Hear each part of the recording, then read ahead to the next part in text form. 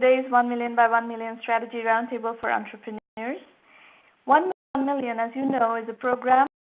It's a virtual incubation program. It's the only global virtual incubation program in the world today, headquartered out of Silicon Valley. And I help 1 million entrepreneurs in annual revenue and in global GDP and 10 million jobs. It's a vast mission, and we are really working with a very large number of entrepreneurs in all corners of the world. And today you will see that we have people literally everywhere. It's an 87 session, so we've been around for quite a while. And the recording of the session available after the event, YouTube, on our YouTube channel, as well as on our blog. If you're live tweeting the show today, please use the hashtag 1M1M. And if you want to go on Twitter, the handles are @1M by 1M and @Sramana. We strongly encourage you to channel because we provide a lot of really cool content through the channel. Our YouTube channel, which is 1M1M Roundtables, you will find recordings of a lot of previous sessions, and you also will find cartoons. These are cartoons which are fun, people like us, but not really funny generally. But for entrepreneurs, it is quite funny. And you also find FAQs of a 1M1M program, video FAQs in the channel. We're going to do a bunch of slide presentations, and there is time. We call in and have quick chats.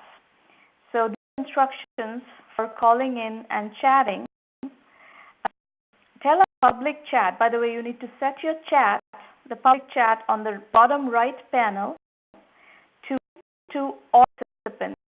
Do not send me or Maureen private messages. Because I will be busy working with the entrepreneurs. I will not be able to monitor my private chat. So please don't, any means, messages. And if you do need to ask them as public messages. And also feel free to use the chat to introduce yourselves, to tell people what project you're working on, where you're dialing from, and you hear about 1M1M, all of that, all the networking and introduction stuff is fine for the public chat. Eventually, when the phone line is open, if you want to call in public chat that you're calling in, make sure your computer is on mute so that you're not streaming sound from both the computer and your phone. That's an echo and a muck. The number to call is 650-479-3208, and the access code is 664-379-691. Make sure you keep your phone muted until I ask for you. So those are instructions for calling in. We are with Eduardo in Brazil, and the company is UTripZ. Eduardo, tell us what is going on. Hi, first, myself, I'm Eduardo. I work on wellness and IT business for about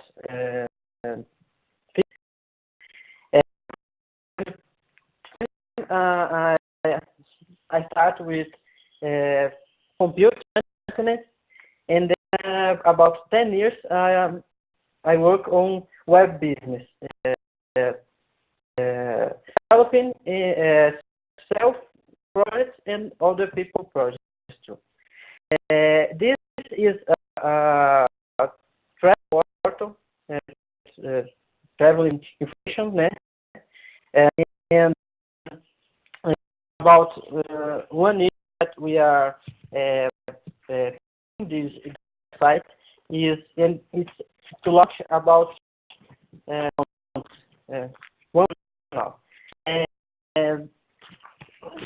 how can we be? What are our with information to travelers?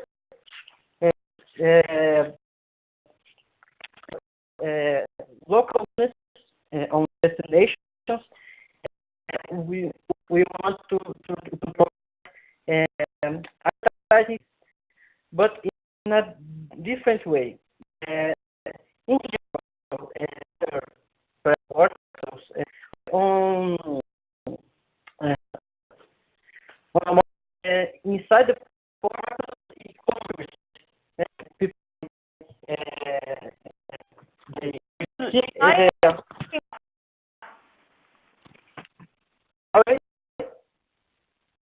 line is breaking up. It's not always.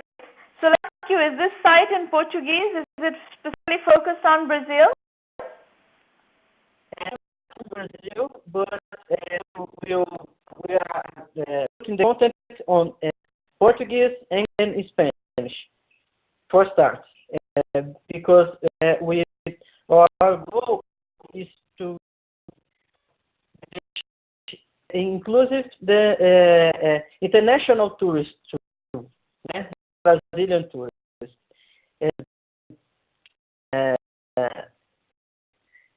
Now finishing the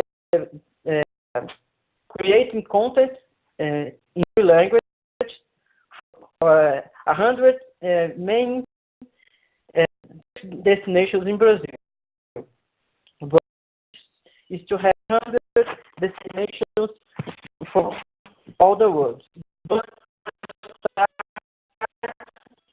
to begin with 100 cities in Brazil. And monetize. It's to advertising spaces in each city for about 6 of local business, from hotels, car companies, and services that tourists the like drugstores, like bakeries, like supermarkets. So you try to make a business out of this with advertising, and you want to reach $20 million in 24 to 36 months. I think that is even the remotest possible way. We have even the cell files that have the data of spaces and devices. Because we have 4 channels we utilize. It's the site, website, and mobile application for cell phones and tablets. The view advertising, where we'll have information about the city, and at the end of we will Give some feedback.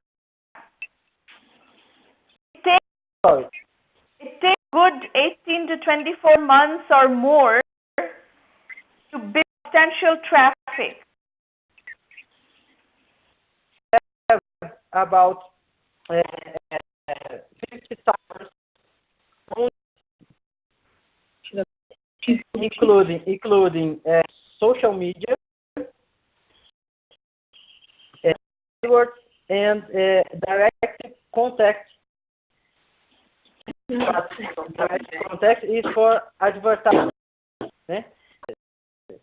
We will sell the direct. We have already a team of 10 people that for advertising to make sell of the advertising. 1,000 visitors to your website right now. No, we have 50,000 to invest. To invest in marketing. Your assumptions are completely out of whack. Dollars to invest, you can't reach traffic levels and in to get to $20 million a year in about 24 to 36 months. This is just not viable. Your expectations are completely out of whack. This for the first 6 months only. For, 5 months in the first 6 months. After that, with the income, will 40% of the income in new marketing. To continue the I don't think you're listening to me. I'm telling you that you're starting the outlandish assumptions. A lot of time and money to get to millions of visitors to a site, and advertising rates are very low. So if you think that you're going to have to, my guess is you're going to be working the next 3 years. If this is what you want to do, you're going to be working for the next 3 years with really small number of visitors and relatively small levels of monetization. If you can build a $1 million a year company in the next 4 years, you'll be doing great. Basically, so far, unless this thing that you can fund and get lots of money behind. Okay, we cannot sell that one. This here is show everything, but there is one more channel that we are worrying, that is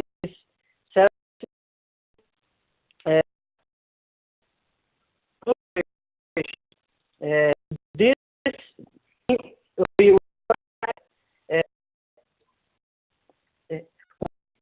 basically they have directed to these public administrations. And so I don't know how to build a web business. You need to learn how to build a web business. You're 1,000 feet, wind waving level. You can't do business like this.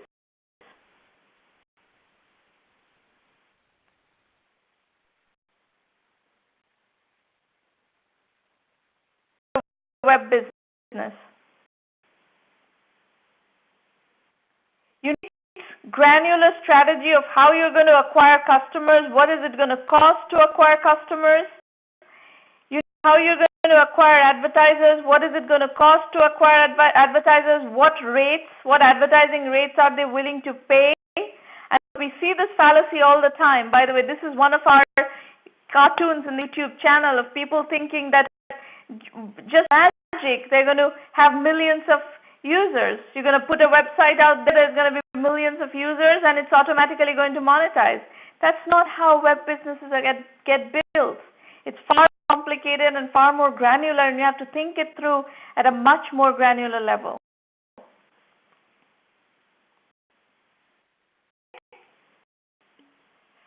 Or move to Rolanda.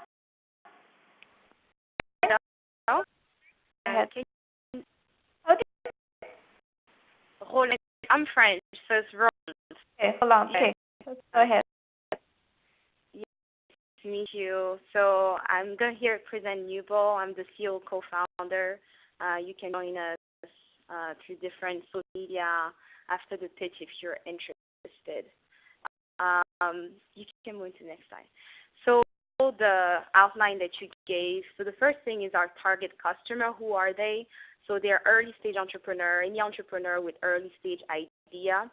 Their age group is from 25 to 44. We chose that group because they're the largest group of entrepreneurs, the largest group in the entrepreneurial space, and they are also the one using social media the most.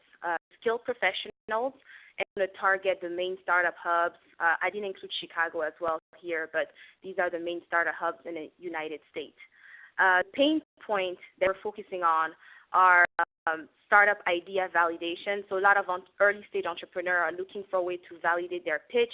That's the reason why they attend startup competition. They network, looking for validation. And then the next phase is from there, moving from the idea to a business. That's where they look for the resources and team, mentoring, funding. All these are hurdles for startups. So these are pain point assumptions. So the next slide.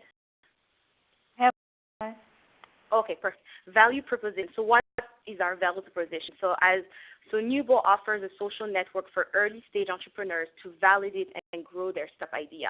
As I mentioned earlier, the validation thing is where we focus our edge on. A lot of competitors in that space offer growth. They offer a way to connect to investors, offer a way to connect with other entrepreneur co-founders, offer a way to connect with funding, all these things and resources. We're the first to offer this social platform where you can actually get validation. So if you move to the next slide, you'll see some of the features that we've built in the site, validation aspects. So some of them are similar to what you see on social media, the like. We also have a dislike feature, but also we have an advice. So when you create your startup idea page on Nubo, you'll get feedback, advice feedback from other peers of yours. And just I know you talk a lot about customer validation, which is something we hope to grow well, but what we offer at the beginning is peer validation. Feedback no value to entrepreneurs. No one is interested in peer validation, and no one should be wasting their time on peer validation. The only thing that matters for entrepreneurs is customer validation. Okay.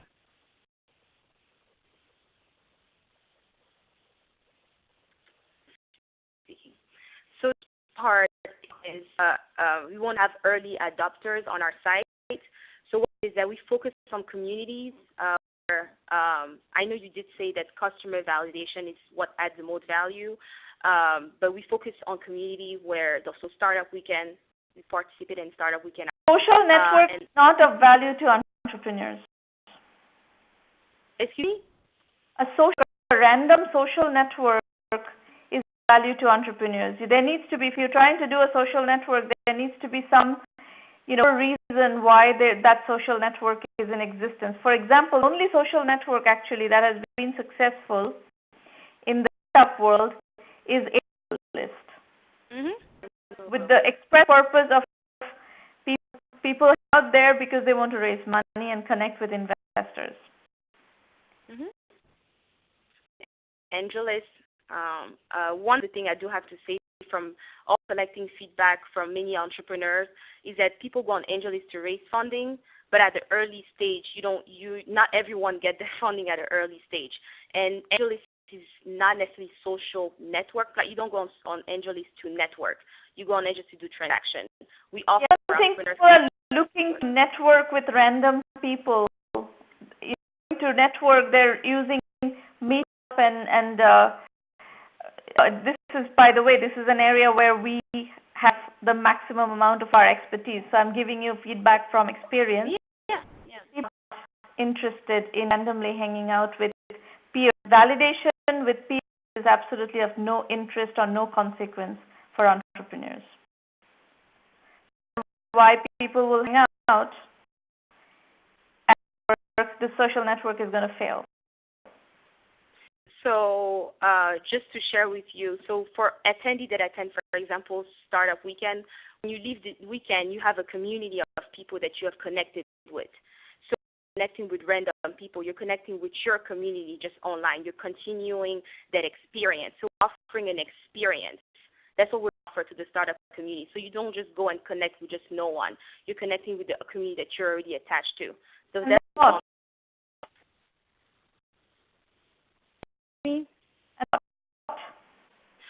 Oh, the first part, as we mentioned, the next thing is on Nubo, you can actually connect with investor mentors, organization, and service providers. So you connect with them. They all have profile on Nuble, and you can actually go look for resources. You can actually also review the resources that you have already used, and you can refer to other peers of yours. So I say the first part was validation, and the second part was the resource, was growth. We offer all these resources. The talk about validation was because that's where we thought our edge would be at, what would be focused on. So I don't value proposition because everything that you're talking about, like service providers, for instance, the startups get providers from Elance, from Odesk, and from places there are critical mass of service providers with references and so forth. So again, trying to get service providers to come on your site and list themselves is not going to be that easy, because that part of the business has its own requirements. There's transaction requirements, there's money transfer requirements, there's all kinds of features and functions that it's trying to do a vendor network, so to speak, service vendor network. And for and all these other networks, these are service providers that you do not know. Well, I'm talking about providers that are within the network of people that you know. So a startup has used a service, and that you startup, so you want to use a similar service. So it's overall. That's what our focus is. Elance is a great platform, but you are going to go and easily find who is my friend John, part of the startup service, what service is using, which investor mentor is mentoring them, which organization is he a part of. So it's all part of a network, a referral network. So that's our focus. As coming from my experience attending a startup weekend, a lot of entrepreneurs look at what service have you used, what developer have you used, because that adds most value, because people rather have the referral. Now you are on the startups that were, for example, rejects, those that were not taken in incubators, those that didn't win competitions, they're looking to continue experience, they're looking for a network like Nuble. You were on the last week. You did skip the customer acquisition strategy. I would love to get some of your feedback, because I know you are. Buy your model. Okay. So acquire customers without a core reason for people to come to your site. Without a core reason. That's why I gave you the example of AngelList. I gave you the example of Elance. That people are coming there because they want to do specific. The primary reason for them to come there. AngelList is for financing. Elance or Odesk is for hiring contractors. Now, trying to build a network, use with validation. I'm telling you, peer validation is of no consequence and it's completely useless. So, the core reason why people are going to come to your site, and I haven't seen that core reason yet. Okay. Once we're going to do this and we're going to do that, why would investors come to your site? Investors know it's difficult to engage in anything. Hang out on sites is it give them fundable deals, engage with, which is how AngelList got themselves oriented. Angel did the due diligence on companies and then send them to investors so that investors could engage with the social network. And that's how they got their audience. If you look at 1M, people come here to learn. Kinds of people that you're talking about, people who get rejected by incubators and so forth, and who are trying to learn and get their fitting, and also entrepreneurs who come to, who are making progress but need help with growth strategy and so forth. They come for a reason. They come here for mentoring. They come here for curriculum. They come here for business development. They come here for investor introductions. There's the reasons why people come to 1M. I've seen a reason why people should go to Nuble. Can I say one more point? Sure, go ahead. Yes. So I'm sure you know Startup Weekend, but part of their model is based off peer validation to start. When you start the weekend, it starts. And then it grows from people connecting one another, forming teams, and then from there it grows to investor listening to pitches and things like this. It's actually the same model that we followed, but we wanted to bring that experience online, and that's just where we come. Definitely understood the core reasons, so we have to. To get peer validation, because peer validation, as far as I'm concerned, I don't care what startup weekend teaches you. As I'm concerned, peer validation is completely useless. Okay. Thank you. Welcome. Okay. Hi, Jean. What is the? It's Jean. It's Jean, but you can call me Jean. Okay. It's no problem at all. Thank you for having me here. It's a real pleasure. I've been reading your blog for quite a while, and it's an honor to be presenting here at your blog.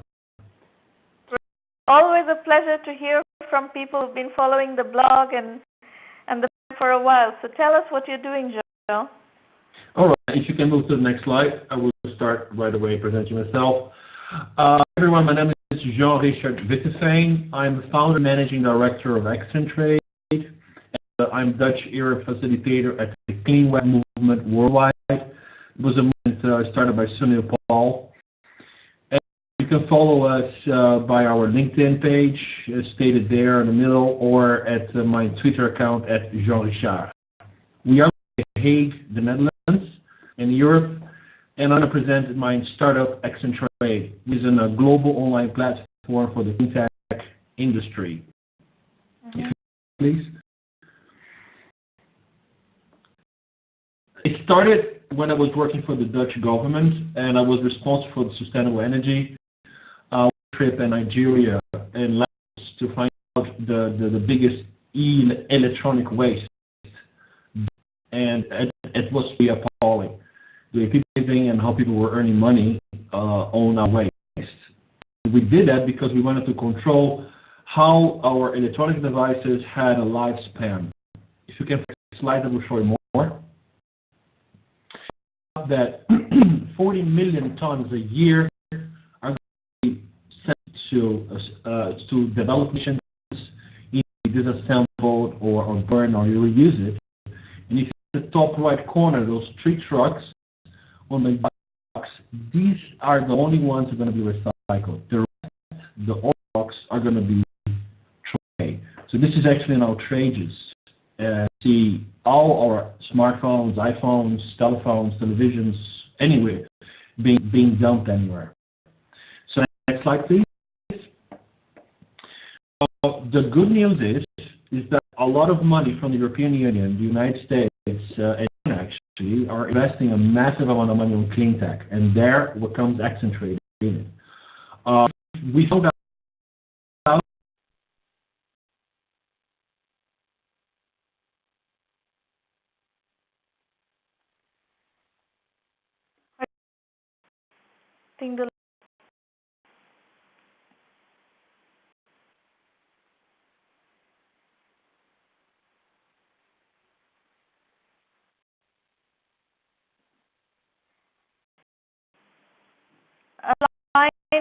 Did you get kicked out of the event or something? We cannot hear you anymore.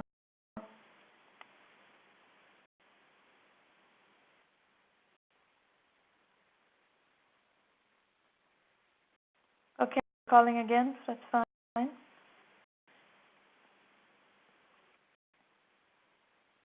Okay, good. So to presentations, please feel free to comment, as John is commenting there about the previous presentation, that he completely agrees with me on my feedback that peer relevant, the only feedback that matters is customer feedback. I guess he's commenting on that particular comment. Feel free to share perspectives on what you're hearing and you know. Hi. Yeah. Yes. What happened? Something went wrong with my telephone line. The European Union acting on the issue now. Yeah, there is a massive investment on the Western Hemisphere, on the European Union, about $10.8 billion yearly on clean tech technologies and industries followed by China on $34 billion. So X-Trade started because from research on the government, there was no platform in order to help sustain and expose the clean tech industries. And if you go forward to my next slide, Samira, the position is simple. That do that like Alibaba or Panjiva or other companies, what we want to do is to have the whole proposition, the whole actually industry connect to our website, to connect buyers and suppliers worldwide. And we will show you on the next to it, there's a lot of technologies that you can do that. We are actually doing already a business with LinkedIn and Dun & Bradstreet to have all due diligence and a credit check on suppliers worldwide and buyers in order to facilitate this action. On there, we were talking about e-waste disposal, right? You were talking about how to get rid of, outdated phones and gadgets and so forth. Talking about suppliers and competition, I'm not making the connection. The reason why I showed the picture from Nigeria was because our phones are actually made to last forever, but they're because of our consumer behavior, they're going to be used only 2 years and they're going to be thrown away.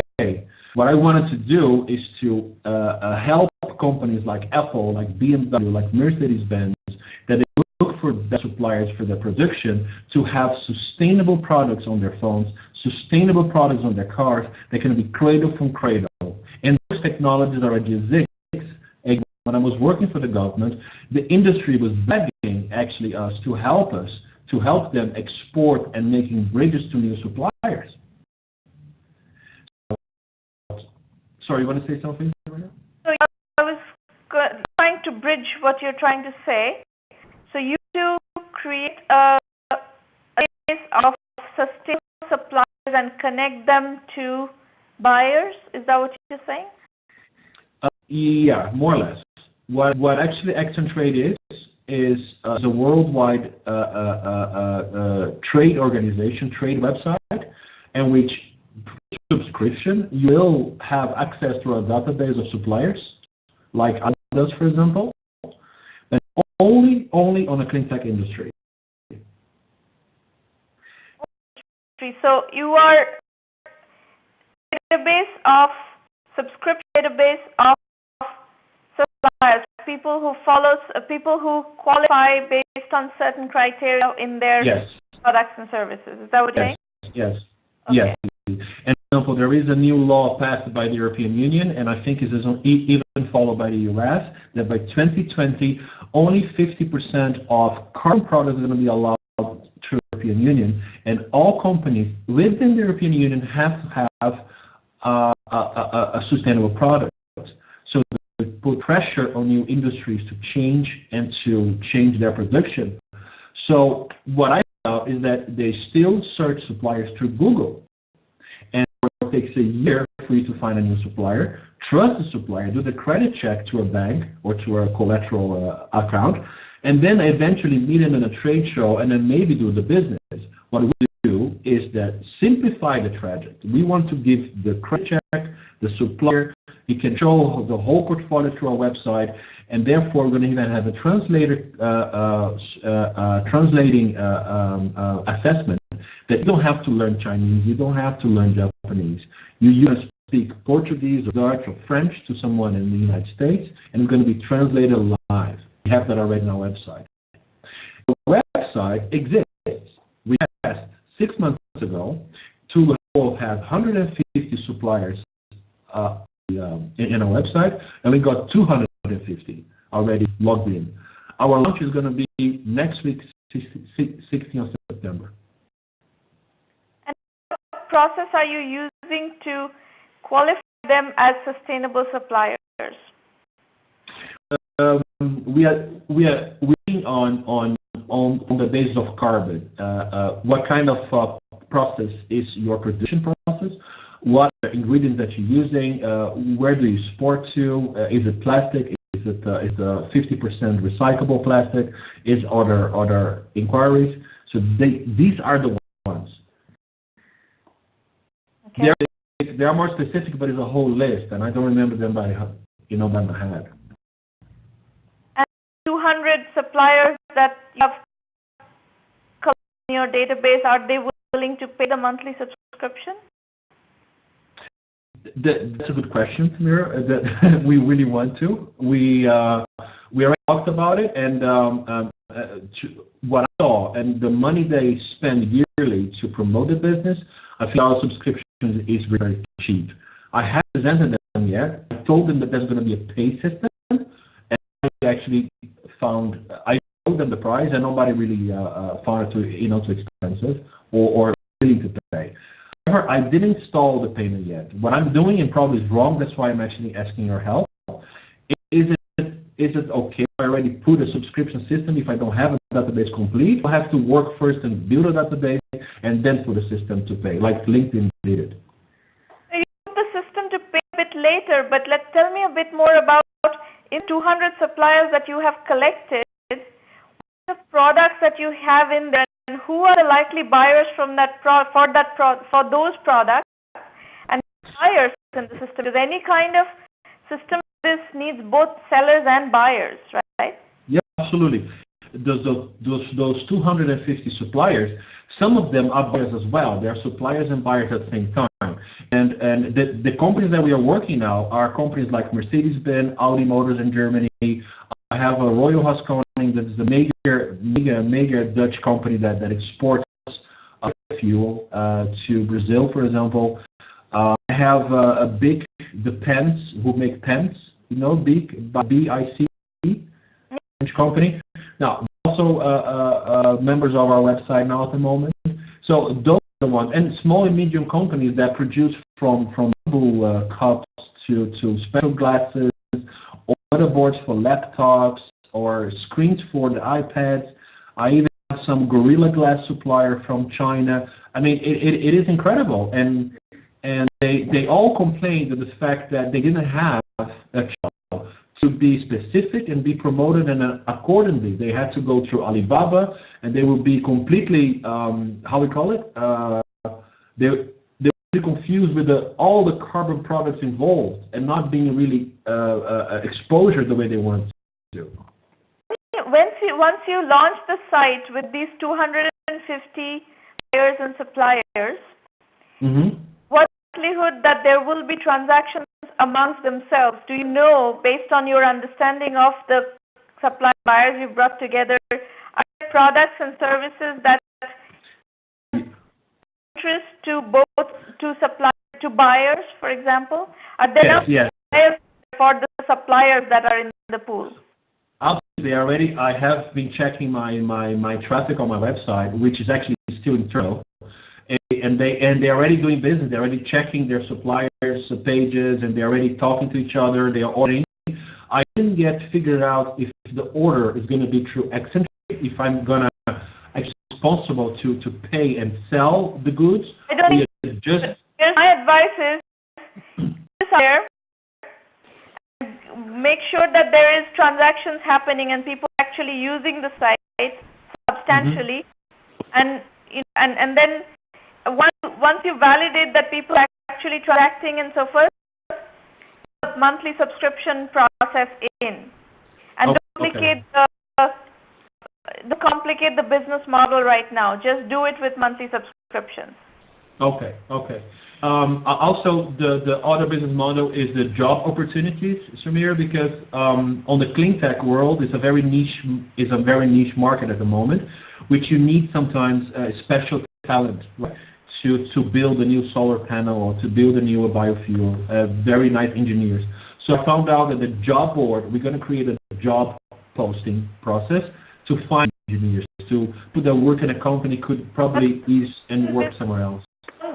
Very different business. If I were you, I would stick to making supply and buyers come together and really create a significant, vibrant community. I mean, if you can get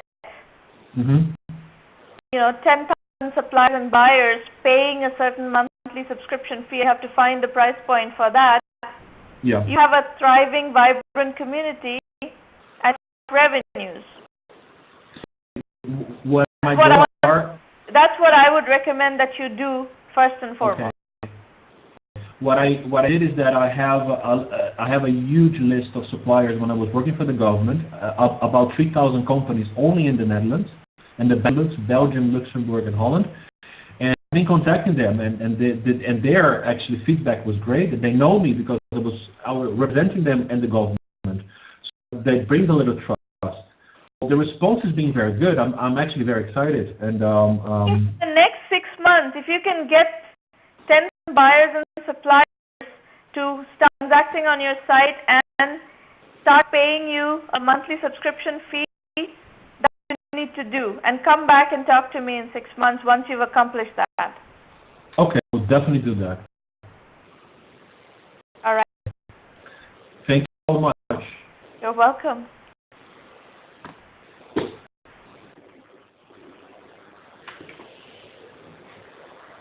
Priyanka Chug, you're up next. Is Priyanka there?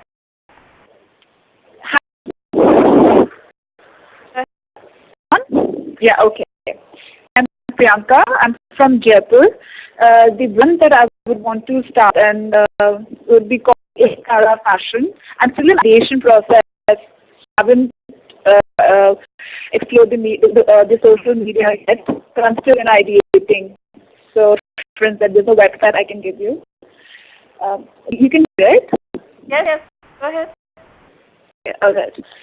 So this idea came about when I thought that when I go to when I see different kinds of apparel, it's always like, okay, this is to say one state, and say this is Basi sari, or this is like Rajasthani block print stuff. So then I thought there's always a distinction between different states. Is there a proper demarcation? Okay, this is this stuff. So my idea was to unify these states and put together the craft of different states into one garment, one apparel, and maybe in future one product. So my idea was to unify these states and delete the regional boundaries that they have. Can see the idea. So that's just an example I wanted to start with. Say take Rajasthan as a state and take its essence, which is the block printing essence, and the Orissa has Ikka textiles, very famous.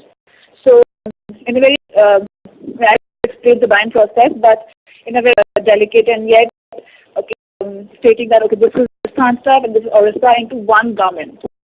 That was the so I have to do that. I don't have to explain that to you, but. And I'm targeting at the moment women first, and to like of course I want to make this is for explorers and travelers. Of course, it's for every woman who actually knows the uniqueness of art and craft of our country. And so I've named her as a Renaissance woman who's aware of these unique regional that we have in our country, but they can't find it everywhere, and they can find it only one state, one place. So just availability of different crafts in everywhere in the country. So this is a sort of DNA that I've made the brand. It would be traditional, contemporary. It would be mix and match. There would be to be in a very arty form, but variable. A unification of different states, innovation in terms of through textiles, innovation through detailing of the garments, and multiple culture. In fashion? In fashion? Yes, my background is I studied graduation as a fashion designer, and I've worked in a couple of fashion brands like Pepe Jeans, Levi's. So I've worked for these brands. So I've had like almost 5 to 6 years experience. Do you apparel of trying to bring in yes. more? Yes. Yeah. Couldn't hear you. Have some sort of manufacturing relationship? do know I have backs with manufacturing units who have makers and who have their own stitching units. So I just have to explain, and the idea would be mine. And of course, I'm very well versed with the technical aspect, so it's easy to explain. Think through everything. You have to think through manufacturing. You think through retail, distribution. How are you going to bring this product to market? How are you going to market that? I mean, bring a fashion brand to market has its. The next slide, since I want to just start on a small scale, so I wanted to retail through a couple of portals, and also we have designer boutiques, I would say designer brands, where they keep brands of different designers. I'm in talks with them. So in Goa, one is in Pune, one would be I would be retailing, like making small collections of this, say a collection of 10 products, and then display there, which works on commission basis, basically. I just thought of offline presence would be the shops, and online just to on the selling. And sorry. What is your question? After I've seen the entire slides, I just wanted to ask you what do you think about the idea of the brand, and do you think it has scope, and if you can give me suggestions if I'm on the right track. It's hard to say without seeing what you're doing, Okay. And there's a huge taste factor in this. You have to find one thing you may want to precisely zero in on. You have a target customer slide where you say age group 25 plus.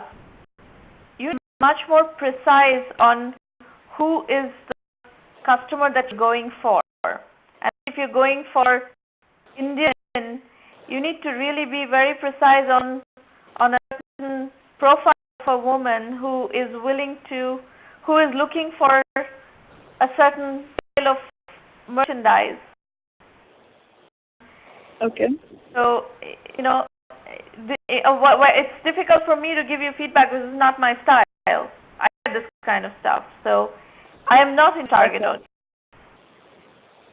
You need to identify what your target audience is, and you need to find one who form your target audience to really engage and kind of understand what you're looking for in terms of brand. In there, like if you interviewed me as your customer, I will give you some feedback of the kinds of things that I'm looking for, but it's not easy for me to find. And I'm talking ethnic stuff, many years ago, 10 years ago, I was traveling in Rajasthan. Actually, it was one of our most wonderful trips. Skirts in very Rajasthani, but it was solid one color. Right now, where I am, it's not so easy for me to find stuff like that. Of the quality, of the kind of cut and style and line that I'm looking for. I don't particularly like mishmash of some Rajasthani here, some Orissa here. This is not my style. What I'm looking for has ethnic nuances to it, but it's what your vision is. So this is something you have to understand what people are looking for. And me, just random mishmash of styles is not interesting. No, it's not together. Right. And actually, without having a picture of the garment, it's difficult to understand. But yes, it will be done aesthetically. It will not look mismatched. Okay, one. It's not be like a mixture, but it will be done very aesthetically. But when I look at the top picture that you have on this slide, I don't like it. But this is, mean, I'm saying this based on my taste. You obviously you have a certain taste and you have a certain woman in mind who will be perhaps more consistent with your taste. So fashion brands are very the only way to make a fashion brand successful is really sharply positioning it for a specific customer. It's not broad, like it's not age group 25 plus. It's much more precise. It's much more precise psychographically. It's much more precise taste-wise, style-wise, and you need to understand that woman, or it looks like you're designing for women, so you need to understand that woman and to really deeply connect with that target audience. Okay. And it's subjective, right? Beauty lies in the eye of the beholder. Right. People that just teach stuff, and so yeah, I think, what you're saying is right. I need to understand this. And you actually will define customer in very granular, detailed terms of what is the lifestyle of that customer, who is that customer, what is the age group, what is the body type.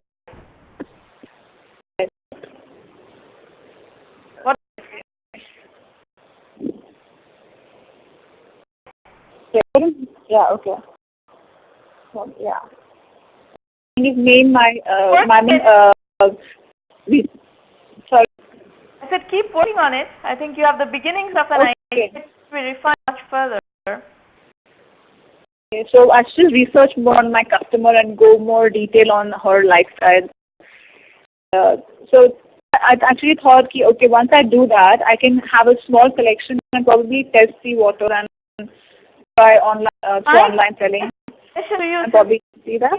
Doing a small action, my suggestion would be to find customers who are concepts and with them to see what, show them drawings and show them colors and fabric and so forth and see what needs. Okay. So don't do it entirely on your own, but do it with 20, 30, 50 customers who are going to kind of engage in that process of defining what is it that you're going to be working, what is it that you're going to be doing. Right. You would, okay. If you segment of customers that really fit your, of the aesthetic vision, and you start to zero in and understand what works and what kinds of thing, what's the feedback. And kind of stuff. The problem I have with a lot of Indian clothes, the cut is not very shapely. It's free, and I don't like that. Oh, okay. Okay. So, what the body type, like you said, reason the body type, on the styling, fabric, designs. Even items of merchandise. We specialize in these very Indian style skirts, but that uniqueness, that has interest, flair, all sorts of things. You can work on scarves, you can work on, maybe blouses of some kind, have some kurta style to it. You have to think it through of exactly where you're going to position your expertise. Yeah. To become known for something, brand, you need to become known for something that is differentiated. Okay. Look at the market to see where is the gap, Designing the same thing that Ritu Kumar is designing, that's not going to give you the positioning. Right. Yeah, actually, those people actually do on a very high scale level. Their investment would be like 1 lakh, and they'll just do say one culture. So that's another thing. The Pricing is a positioning element. So if you do something that is more affordable and more interesting price point wise, that can be an interesting point as well. Yes. So in the slide that's mid-range, because of the fabric have in my mind and everything, it's coming out to less than 5,000. It's from market to luxury. It's not exactly luxury, but my idea is to make it very mass, retail yet luxury. So that's That's good. Okay. But there also you will have competition, right? Yes, I do. I have done on few competitors that I have, like Anoki and a few other brands like A&D. Again, when I research about them, it's me say as in one craft, one art form, combine it. So of course, it's not easy to combine two different art forms, but it's allegory, think about it, and design really well so that it falls aesthetically. That's the challenge here. To say it shouldn't look like bad mix match. It should be right. You can't well thought of. Mixing, combining styles is actually not easy. It's not, but that's the challenge. Yeah. Thing, Correct. and it's just not going to fly. So I think you have good ideas, Yes. but you have to come up with something much more precise. For example, to give a mix of styles, I wear my long black skirt with a black cashmere turtleneck, and I wear Spanish majoral jewelry with it. That is quite a mishmash look, but it works. Make it work. Right. I just want to interrupt in that it's two different pieces of garment, not one garment. So it's easier to have one garment. You make it work. The point I'm making is it has to work. I shall get on it. I shall keep you posted after maybe 1 or 2 months. I can chat with you, and then I do some of my work. All right. So I'm going to spend time after I finish the last presenter's presentation. I'm going to spend time on explaining to you how to use 1M to do your business, to develop your business. So hang on for all of you. Hang on till we get, and you can have more questions there. Okay, just thanks, Sramana. How do you like the name of the brand? You think you should change it or? Nice name, actually. Nice name. Sorry, I didn't hear.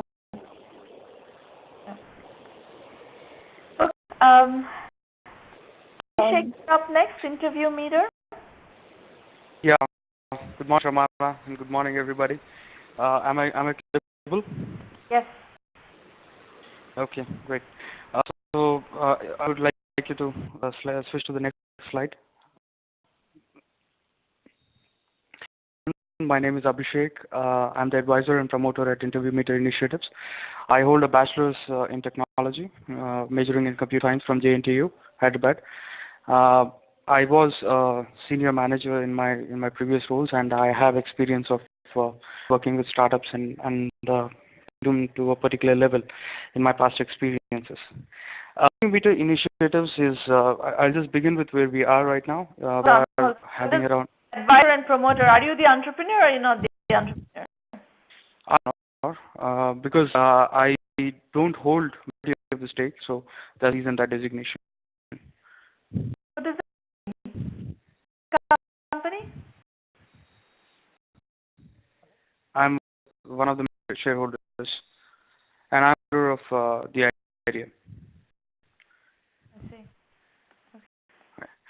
I'll begin with where we are right now. Interview Meter Initiatives is we are having around 4 beta customers right now, and we are working with them.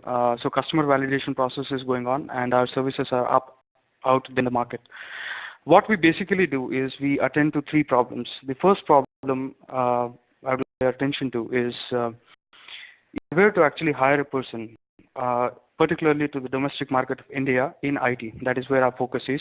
And in IT, we are again focused in a little more level detail, which is test and Java.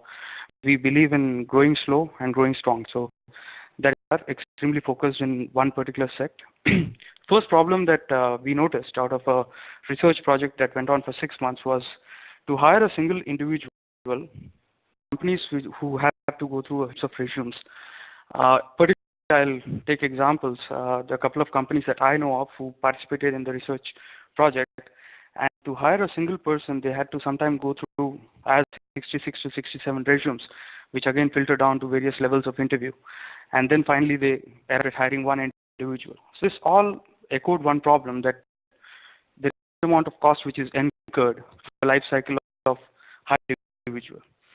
This problem which we understood was the overall cost. If you look at the recruitment market in India, the organizations are charging anywhere between 8 to 12% of the annual CTC of the individual, and what they have to offer is resume of the candidate, and further interview process needs to be done by the companies themselves. So cost is something where there was a second issue. Third, the research pointed to one interesting number. About 50% of organizations' work is done by the square root of the employees that an organization has. So if in numbers perspective, 1,000 people employ a company, 35 people who are taking over 50% of organization's core deliverables. So that prompted us to find out who are top 15% performers inside an organization, and how we can arrive at those people, use a series of assessments that we have to offer. Basically, all drives productivity inside the organizations in terms of performance.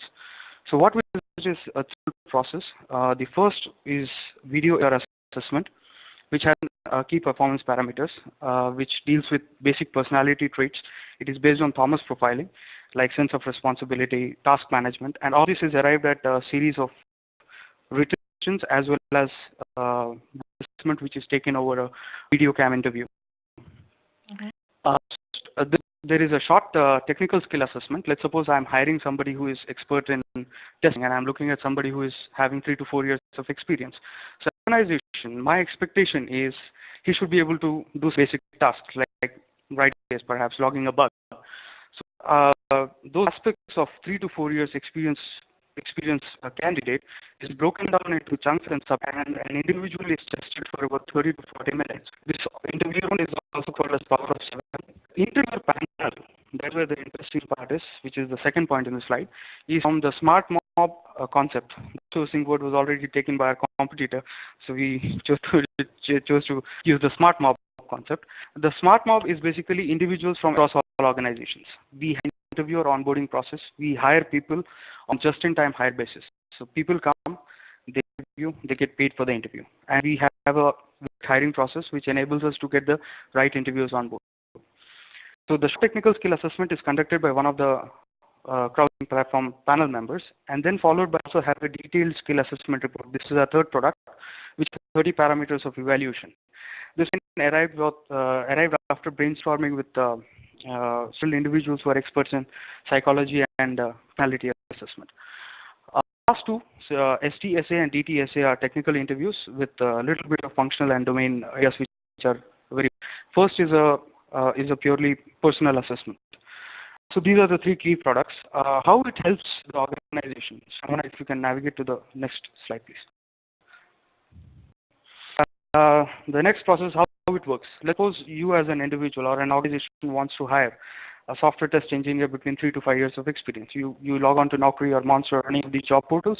You download maybe 50 or 50 resumes. Without taking an effort of any of that, you send those bulk of resumes to me. Schedules and video. Again, the assessment is Thank you very well. I don't know what you were perfectly audible before, and now your line is breaking off. Can you do something differently? Something better earlier, or your line has been may need to dial in, in. That's better. You just, when you spoke last, it was better. Okay, continue for next 2 to 3 minutes, and then if it could dial in. Okay. And so by the way. Okay. I get the heap of this 50, 60 resumes which is downloaded by the organization, and the first HR profiling, that is where 70% of the happen. So we have to filter it. This is a cost mechanism where I can drive value by filtering most part of the unwanted people who do not fit into the organization, or maybe who are not good in their communication or basic traits which are required to fit into a particular organization. Post, we have the short technical assessment round, which interesting thing is what happens between these two rounds. In India, there's a problem that we face. When we take interviews, in fact, when I was in senior management positions, I came across this issue multiple times. We are looking forward to hire somebody. We take a telephonic interview. It's very nice on the phone. Someone comes to a date of joining, we see a totally different person altogether. So there is some interview on behalf of someone else. This is a common problem. And happens, according to our research, it shows roughly about 15 to 20% of the times, and is qualified as a wrong hire. So otherwise, is we have a voice biometric which enables the voice synchronization or voice pattern matching across the first round, which is the video round, and the second short technical skill assessment round, thereby eliminating all the people who are trying to do these kind of practices. And again, pre-filters based on company's requirement and client's requirements, company's client's requirements, the right candidates who fit in. So that is the three-step process. Ultimately, of 50 resumes, 3 or 4 people get on board. So that is how the entire progression is. Navigate to the next slide. Every customer that you're working with right now, or a potential customer, just ask me, it's great, how much is it going to cost me? So if you look at the average direct cost of hiring a candidate, whom you from Indian rupees 5 lakhs, it is anywhere between 10% and upwards. It includes cost of the panel effort, the 1 hour of interview, which maybe half of interview that the individual organizes. So everything is a cost. There is a recruiter who is scheduling. There is a discussion happening on the evaluation report. Put together all of this, we calculated, and of course the 8.33% that you pay to the consultancy in case consultancy is involved, anywhere between 10% and up. And what we do is we bring down this cost to 35%, the direct cost. And how we do it is our pricing model is a little different. We, for levels that we have to offer, all customizable. So to bring out candidates in the first level and then take it out from there. Take levels of interview, out 10 or 15% of your target hires and take it on from there, or perform all 3 levels of interview and then take it on from there. This enables you to basically have the control on the entire mechanism of filtering the candidates. Second, we have very minimal fixed fee, which is our direct cost involved in filtering the candidates, which is as little less than $100 for about 10 profiles to somewhere around $50 to $100. So this helps the organization to basically reduce the burden or number of hours that a recruiter and recruitment manager invest in filtering the number of profiles, which is, in my example, I took 66 to maybe 20 or 25. The charges are again nominal. It's $1,800 for a detailed technical skill assessment. I say DTSA service, it includes the video profiling, the short technical skill assessment, and the detailed technical skill assessment, all 3. So each of them are 3 different reports. Okay. And that is how we arrive at the candidates. The payment is flexible. On there's another input coming in from our customer in this area. Okay, Abhishek, you give me the guy. He's good in all 3 rounds. You qualify him, and my internal team qualifies him. I put in front of a client. But that's what most of the Indian IT services companies do. And it rejects him. Then what? Lose money here. So that's the reason why we enable these payment terms with flexibility, that we trust our own systems, and that's how it's been working for us in the last 6 months. Candidate only qualifying the candidate in the client interview or the internal customer's interview is that when we send, till the time we don't send any invoice. So that ascertains our belief about our entire assessment system to the customers. That is value also. Third thing, like as opposed to any other consultancy which is charging anywhere between 8 to 12% and pre-filtration, we are only taking the cost basis for the pre-filtration, and we are only charging 4% post the candidate organization. So that actually brings down the cost for about 30% by about 30% on the entire cost, which is if you're hiring 100 people in a quarter. So these are the various models we have, and all of these are customizable. Customer come back tell me my client is very strict about somebody having an ERP background. I want to have a short technical skill assessment done specifically in that area. So we are open. We send them a template. We capture their set of 5 questions. We always say that 25% customization is allowed. You can send your 5 questions to us. We'll leave them in our SGSA, and then we will have them interviewed as per your choice. So these are various options that we have. In the next, you can see all of them are flexible, and the value proposition that our services have. So about 1.5 hours, 2 hours of interview per person, and we augment the entire staff strength in HR front by around 5 hours profile, and that's at a very low cost right now. We are focused, and we are not looking for any investments at this point. We are intending to create value. That is, we have customers who are interested in our services, and we are offering our premium service to few of them. Shortly, when we start to deliver the value, that is where we are looking to grow. This is extremely. The ones that you have right now, the ones who are helping you validate, let's call them your beta customers, these are people who are willing to pay for your services, yes? Premium service is divided again. We are having first 20 or 30 assessments free of cost. So that will be our penetration strategy is we are offering our first set of services free of cost for we can actually bear as a startup, and there onwards we have payment mechanisms which come in. A few things are also going on for some large scale projects right now. So that's where we are. Yep. Okay. Questions? Presentations. It looks like you're on track. The only question I have is, if you look at my background and my team's background, we are not from HR area. We come from a tech background, and I spent a lot of time in management. The problem thing is, we are into a new area and we need leadership support and mentoring. That's where we are stuck. The I have for you is incubation a good option right now, or should we actually continue to go as we are going and let our customers validate our thoughts?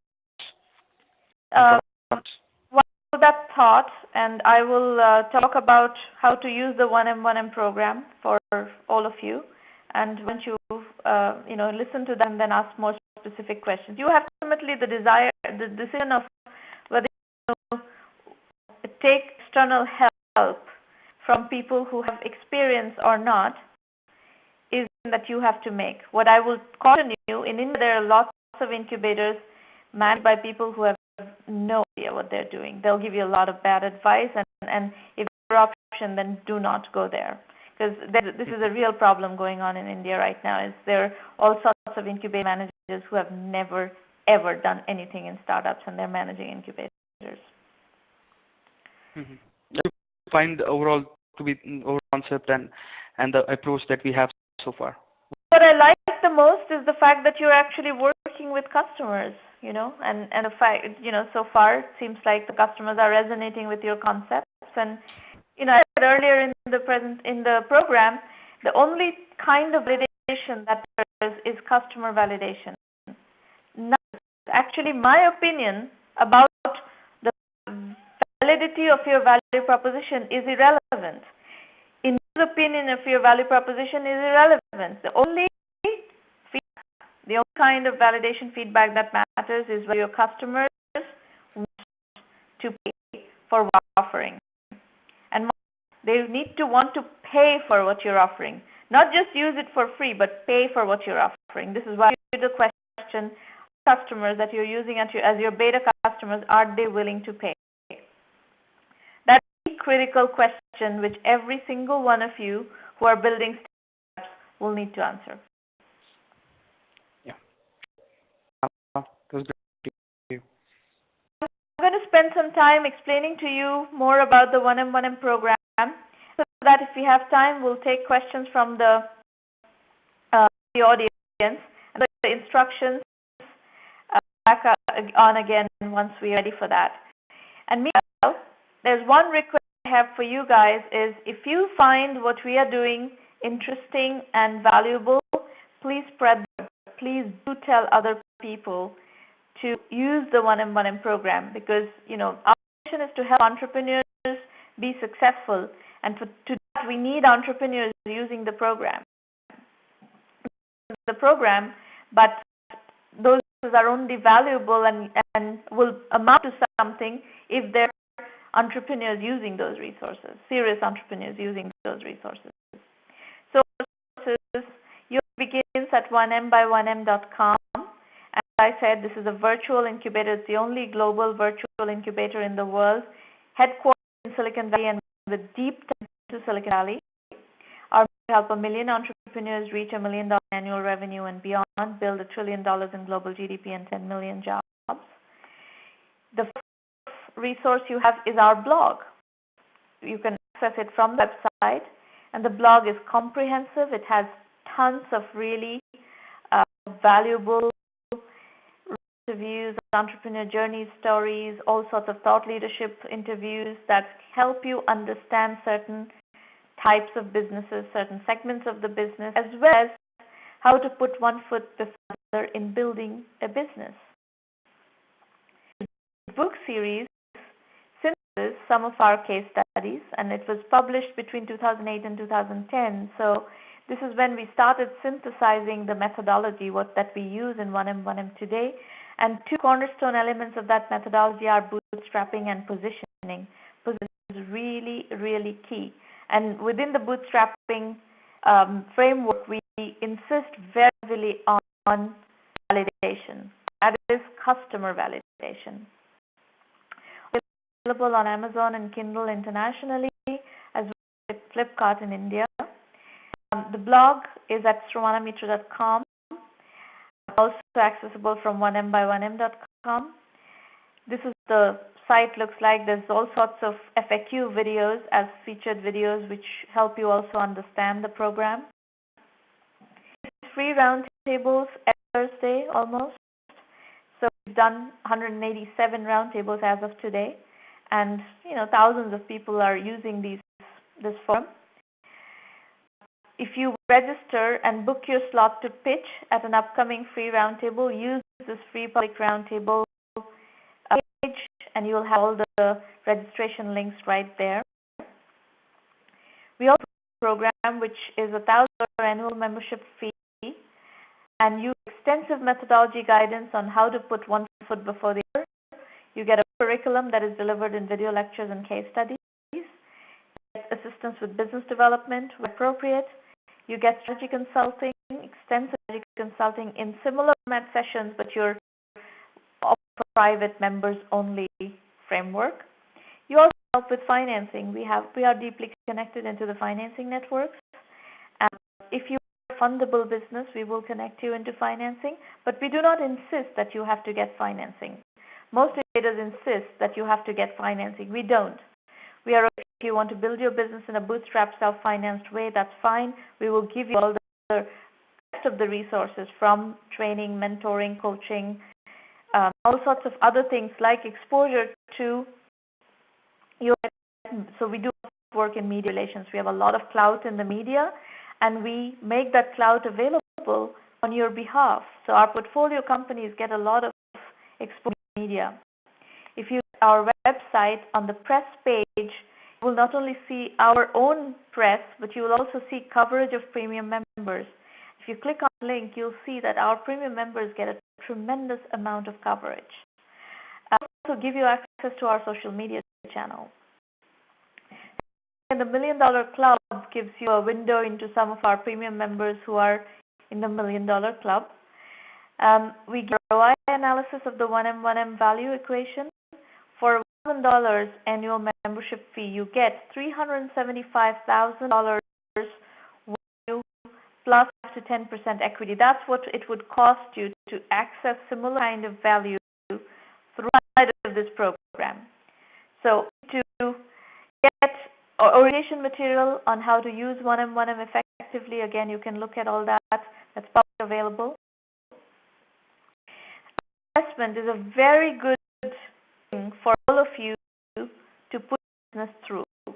So these questions, it's available again for free on the website, the questionnaire. You should ask yourself these questions. It's important for you to be able to answer these questions to make certain decisions.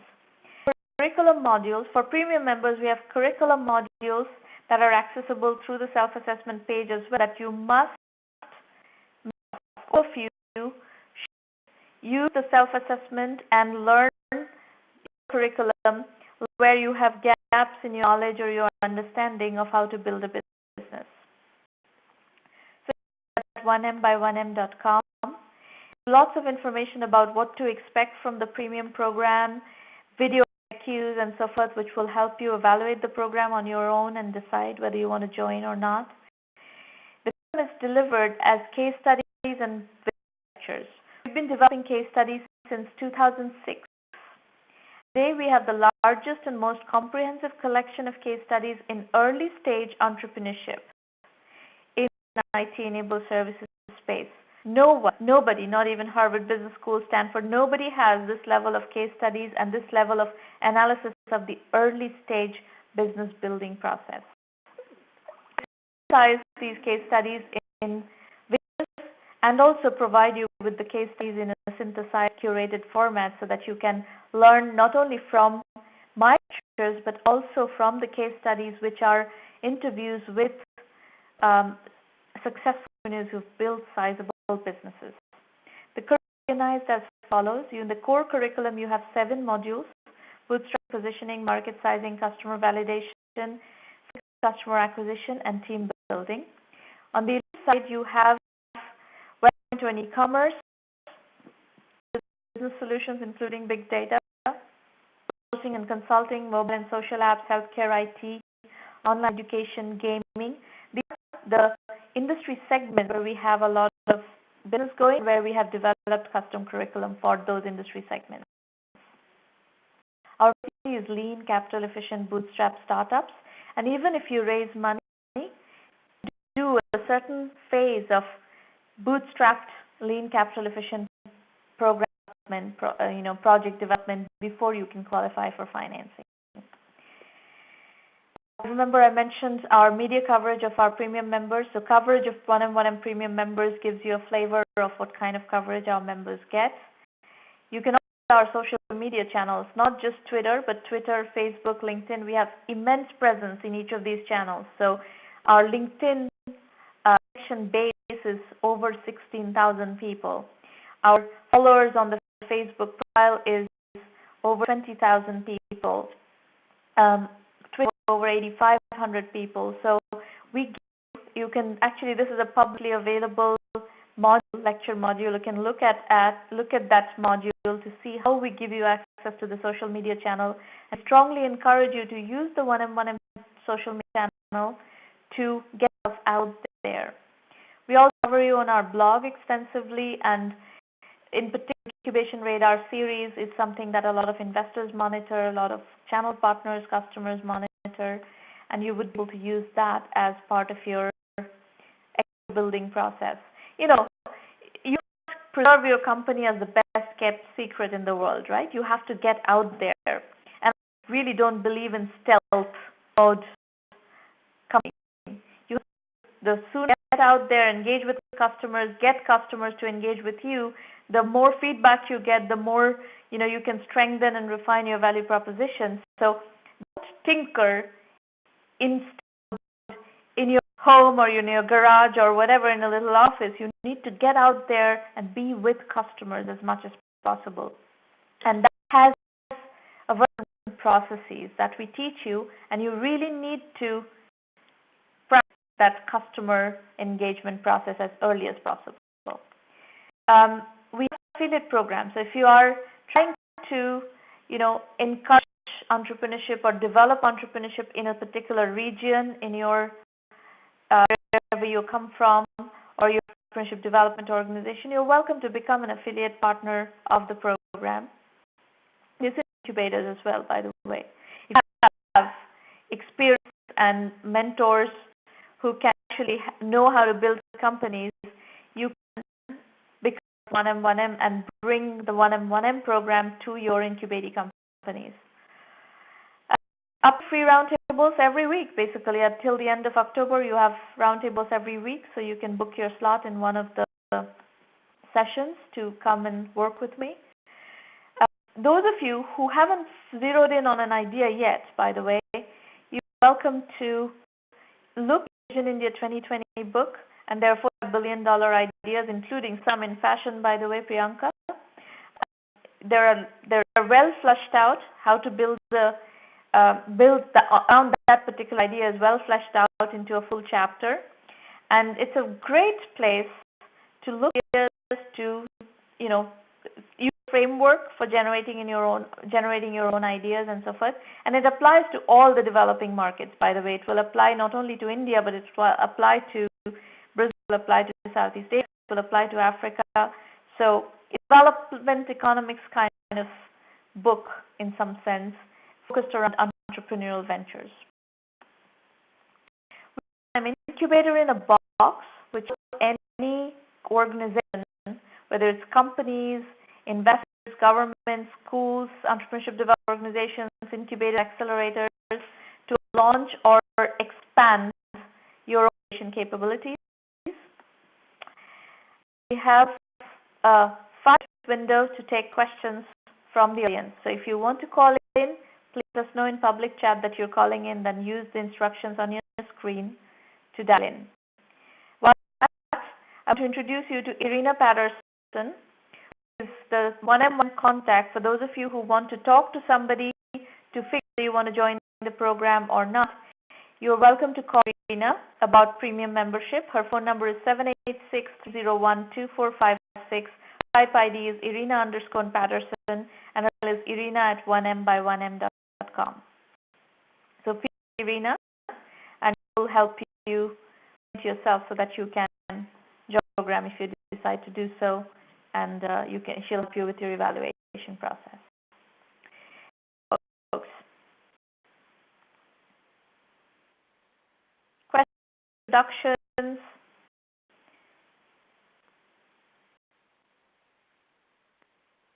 No, nobody has anything to say.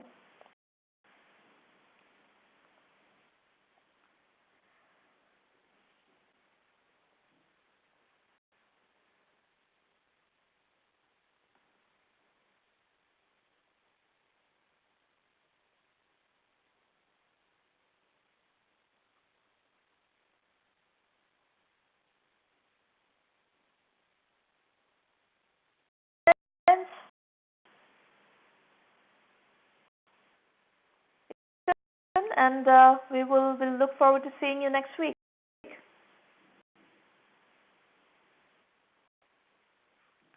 All right.